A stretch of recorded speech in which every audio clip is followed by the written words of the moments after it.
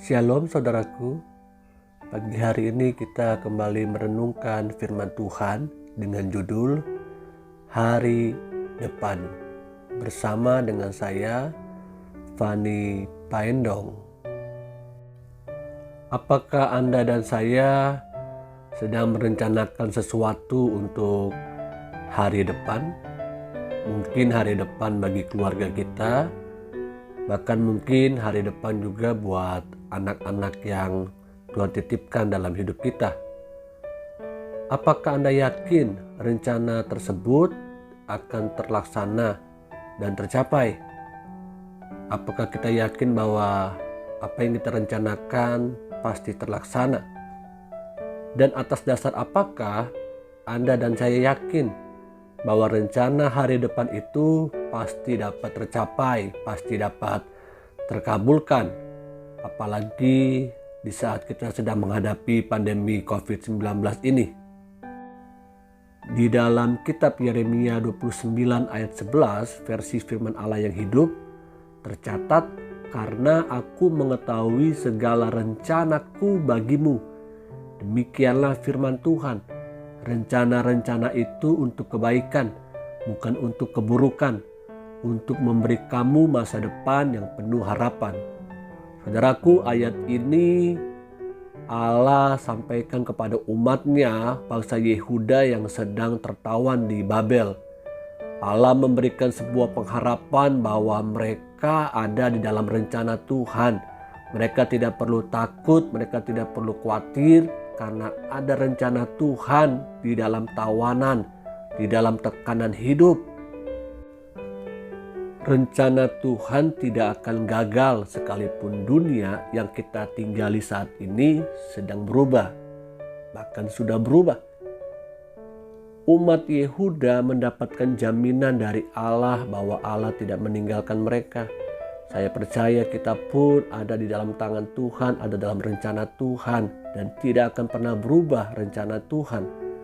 Yakobus pasal 4 ayat 13 sampai dengan 15. "Jadi sekarang hai kamu yang berkata, hari ini atau besok kami berangkat ke kota Anu, dan di sana kami akan tinggal setahun dan berdagang serta mendapat untung. Sedang kamu tidak tahu apa yang akan terjadi besok. Apakah arti hidupmu? Hidupmu itu sama seperti uap yang sebentar saja kelihatan lalu lenyap. Sebenarnya kamu harus berkata, jika Tuhan menghendakinya, kami akan hidup dan berbuat ini dan itu."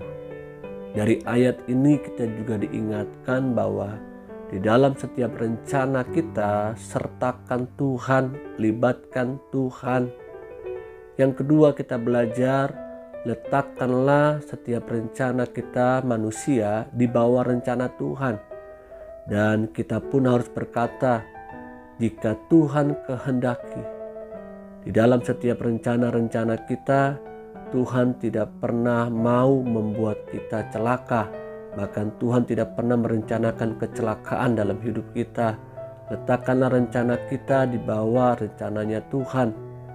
Surat Roma 8 ayat 28 kembali menjelaskan buat kita tahu sekarang bahwa Allah turut bekerja dalam segala sesuatu untuk mendatangkan kebaikan bagi mereka yang mengasihi Dia, yaitu bagi mereka yang terpanggil sesuai dengan rencana Allah. Yang ketiga, kita belajar Tuhan turut bekerja dalam setiap rencana bagi orang-orang pilihannya. Saudaraku yang Tuhan kasihi, tetap percaya bahwa Tuhan selalu memberikan yang terbaik dalam hidup kita. Tuhan tidak mau kita gagal, Tuhan tidak mau kita tinggal di dalam ketakutan, kekhawatiran.